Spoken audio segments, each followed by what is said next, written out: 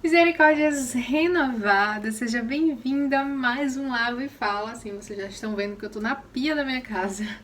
Então, se você já conhece esse canal, você sabe que agora a gente tem um quadro chamado Lava e Fala. Enquanto eu vou lavando aqui as louças, a gente vai conversando. Se você não me conhece, meu nome é Evelyn. Espero que você se sinta super bem-vinda aqui nesse espaço, que a gente aprende juntas, que a gente compartilha coisas da vida cristã e a palavra de Deus. Então, hoje eu queria conversar com vocês, como vocês já viram no título, sobre o abatimento da alma, né? Quem nunca passou por uma situação de se sentir triste, abatida, às vezes por N causas e outras vezes aquele sentimento assim, só que você não sabe exatamente por quê. Então a gente vai conversar um pouco sobre isso. Espero que seja bênção para você. Então, há algumas semanas, na verdade, semana passada, a gente finalizou o livro Lutando contra a Incredulidade, do John Piper. E tem um capítulo que ele vai falar sobre o abatimento. E uma coisa muito legal que ele fala, né, ele mostra que existem várias causas para o abatimento. Várias pessoas, tanto do tempo antigo, né, do tempo da Bíblia, como pessoas mais contemporâneas, passaram e escreveram sobre aquilo que sentiram, como Spurgeon, por exemplo. E nós vemos na palavra de Deus figuras, pessoas que também lutaram com isso. E ele cita, né, uma das coisas que ele vai falar é sobre a questão de pregar para nós mesmos. E é algo que eu sempre falo, porque foi algo que eu aprendi. Eu não lembro exatamente com quem, não lembro se foi na igreja, até comentei com as meninas lá no clube. Não lembro se foi na igreja, não lembro se foi alguém da internet falando. Eu sei que é algo que eu tenho praticado, né? Durante esse tempo que eu conheço o Senhor de verdade, do tempo que eu realmente fui alcançada pelo Senhor. Então, é algo que faz parte da minha vida e eu quero convidar você também, se é algo que você não faz, a fazer também. E o que seria, Evelyn, pregar pra gente mesmo? Lá em Salmos 42, né, a gente vê o salmista, na verdade em vários salmos, a gente vê o salmista falando consigo mesmo, né, mostrando as dificuldades, e aí depois, na maioria dos salmos, sempre termina com o salmista lembrando quem é o Senhor, lembrando aquilo que o Senhor fez. Então, mas no Salmo 42, isso é bem explícito, né? Que o salmista está falando com a própria alma, né? Se você não lembra aí, o salmista vai dizer: por que está abatida a minha alma? Por que se perturba dentro de mim? Espera em Deus, porque ainda o louvarei. A Ele, meu auxílio e Deus meu. E o Salmo começa ele dizendo que que saudade daquele tempo que eu andava, né? Louvando ao Senhor. Mas agora eu choro dia e noite, né? Minha alma está triste, está abatida. Então, o salmista naquele momento estava vivendo realmente um período difícil, mas... Será que é aqui em casa? Peraí.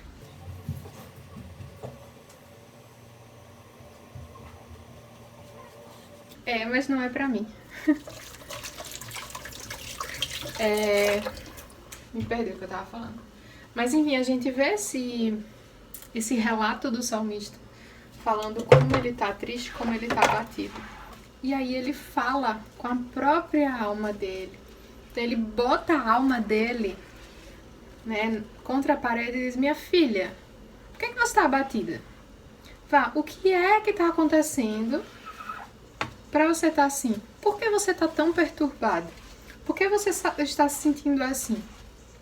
Você tem um Deus que cuida de você. Você tem um Deus que é fiel, né? Então o salmista prega para a alma dele. E é algo que a gente precisa fazer. Durante um momento muito difícil da minha vida, eu preguei para minha alma lembrando de Filipenses 4. E as promessas do Senhor ali, né, em relação a não ficar ansioso, fez com que eu criasse uma música para eu me forçar a lembrar daqui. Então eu estava pregando para minha alma com a palavra de Deus através de uma música. Não vou compartilhar a música com vocês. Pelo menos não agora. Quem sabe um dia. Na verdade eu tenho algumas músicas, gente. Vocês sabem que eu fiz uma música para Samuel. Se vocês não viram, vejam lá o vídeo do casamento, né? Enfim, já tô viajando. Mas tem outras músicas que eu já fiz. Quem sabe um dia eu crio coragem. Eu tenho muita vergonha. Porque, né? Eu fiz uma música.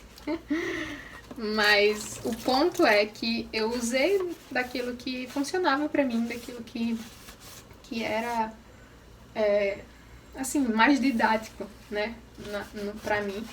E aquela situação me ajudou, né? Quando meu coração começava a empenar, a se inclinar para aquilo que não deveria, né?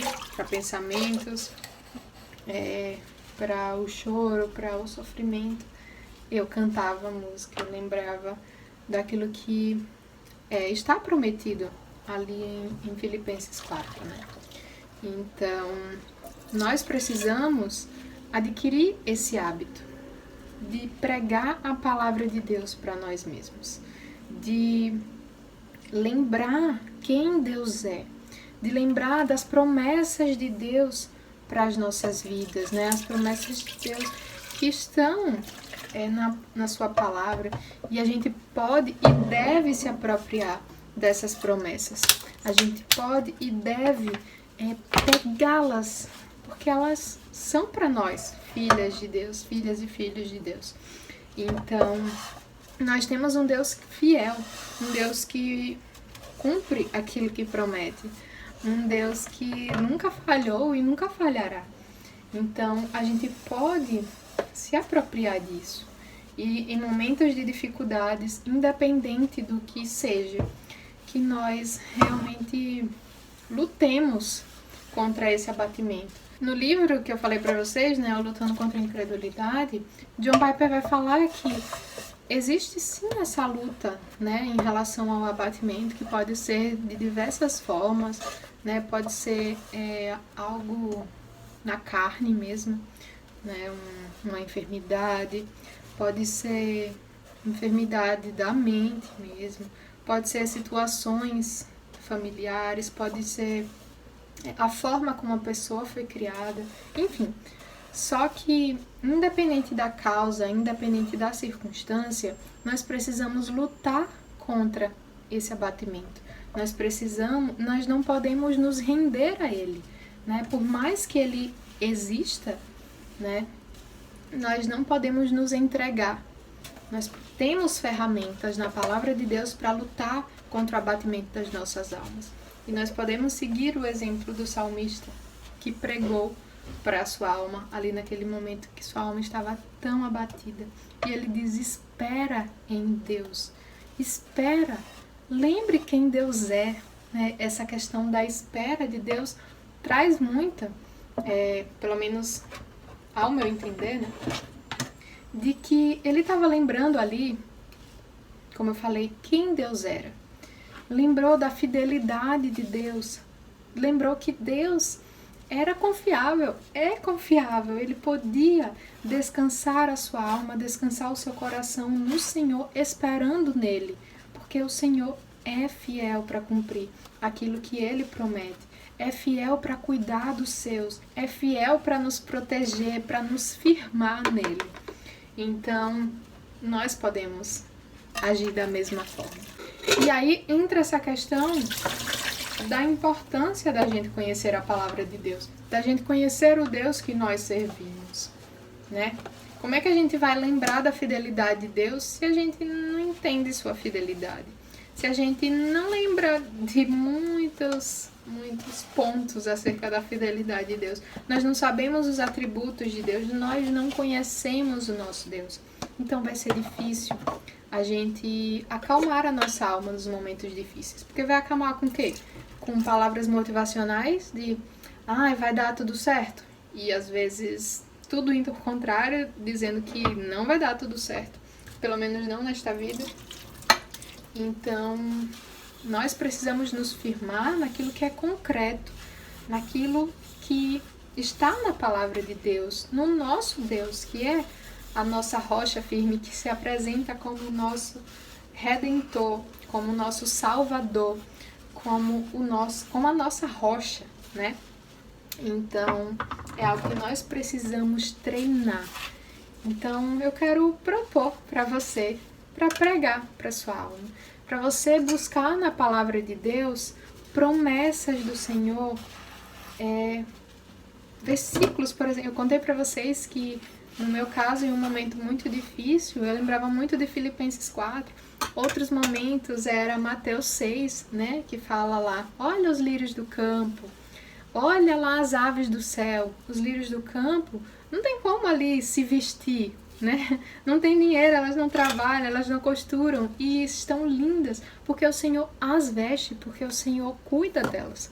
Olha as aves, elas não trabalham, não tem dinheiro ali para comprar alimento, não tem dinheiro para ir na mercearia ou no supermercado para comprar alimento, mas elas são alimentadas pelo Pai Celeste.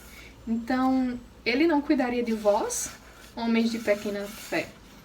É o próprio Jesus quem fala isso. Então, existem promessas maravilhosas na palavra de Deus que nos trazem esse consolo, esse conforto de ser uma filha de Deus, de ser um filho de Deus e saber que o Senhor está conosco, que Jesus prometeu que não iria nos abandonar, que estaria conosco até os confins da terra, que enviaria o Espírito como nosso Consolador. Então, nós temos promessas maravilhosas em Sua palavra, então nós precisamos nos apropriar dessas promessas e pregar para nossa alma. Tá doendo? Pega uma promessa do Senhor. Lembra que o Senhor é a nossa força, é o nosso Deus, é o nosso Redentor. Tá chorando, tá sofrendo? Busca nas promessas do Senhor e pregue para sua alma. Se necessário, olha na frente do espelho. Olha, Evelyn, por que você está ficando ansiosa? Você não lembra lá o que a palavra de Deus diz em Filipenses 4? Para não ficar ansioso por nada nesse mundo, mas ao invés disso, fazer conhecida ao Senhor as suas petições através da oração, das súplicas com ações de graça. Então, ore ao Senhor, leve ao Senhor as suas angústias, leve ao Senhor as suas dificuldades e Ele tem cuidado de nós, né? A palavra de Deus também diz isso. Então, é isso, é pregar, é falar com você mesma, é pregar lá no fundo da nossa alma, para que nós possamos confiar no Senhor e descansar no seu cuidado de um Pai amoroso. O John Piper cita nesse livro que cita um outro autor, que agora eu não vou lembrar quem, mas o autor fala que o nosso mal é que muitas vezes nós deixamos o nosso eu falar conosco. Ou seja, sabe aquelas vozes, aqueles pensamentos que vêm na nossa mente e às vezes a gente... Nossa, como é que eu tô pensando nisso? Às vezes a gente dá asas para esse tipo de pensamento, né? Então, ao invés de a gente deixar que o nosso eu fale conosco, nós que temos que falar com o nosso eu. Quando vier aquele pensamento, ixi, nada dá certo na minha vida, não sei o que, lembra, prega para o seu eu, prega para a sua alma a palavra de Deus, prega para a sua alma aquilo que o Senhor já fez na sua vida, que o Senhor já te salvou, o Senhor te remiu, o Senhor te limpou, o Senhor te transportou do império das trevas para o reino do seu Filho amado. Lembra quem você é em Cristo, lembra da sua identidade como filha e co-herdeira com Cristo. Desculpa. Prega para sua alma. Então é isso, gente. Ainda não terminei meus pratos aqui, mas eu vou finalizar essa conversa porque o vídeo já tá ficando grande. E espero muito que essa conversa tenha sido bênção na sua vida, que você lembre disso, que você coloque em prática isso. E se você já faz isso, continue fazendo. E se você ficou até aqui, eu quero saber aqui nos comentários, tem algum versículo que você gosta muito de lembrar? Algum versículo, alguma promessa do Senhor que nesses momentos difíceis poderia ser um versículo que você poderia trazer à sua mente, que você poderia pregar para sua alma? Me conta aqui nos comentários e eu quero saber de vocês. Eu já contei aqui os meus, pelo menos esses dois, e eu quero saber de vocês. Me conta pelo menos um. E se você ainda não é inscrito nesse canal, não deixe de se inscrever. Aperta aí nesse botãozinho inscrever, deixe seu like no vídeo, isso me ajuda muito, porque esse vídeo poderá chegar a outras pessoas e elas poderão ser abençoadas, assim como você foi, acredito eu. E eu também. Um cheiro, um queijo e até o próximo vídeo.